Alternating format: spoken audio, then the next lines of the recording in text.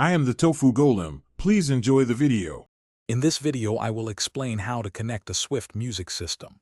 First, make sure your Swift music system is plugged in and powered on.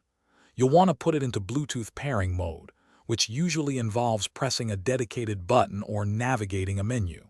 Then, grab your audio source like your phone or tablet and turn on its Bluetooth.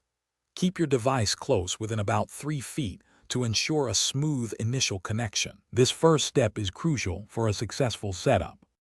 Once your device's Bluetooth is active, you'll see a list of available devices. Look for the name of your Swift music system and tap on it to initiate the pairing. Sometimes, a confirmation prompt will appear on both your device and the music system. Simply accept it. You'll typically hear a chime or see an LED light change on the music system, indicating a successful connection.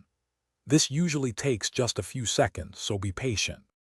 With your devices paired, it's time to enjoy your music.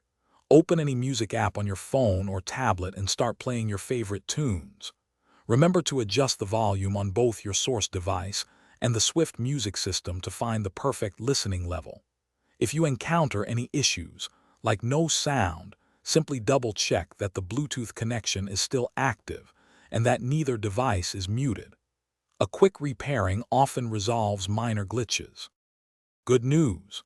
Once paired, your Swift music system will usually remember your device and reconnect automatically whenever it's in range.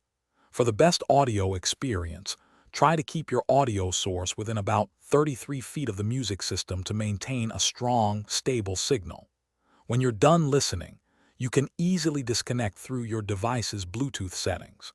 This ensures your system is ready for the next listening session or another device.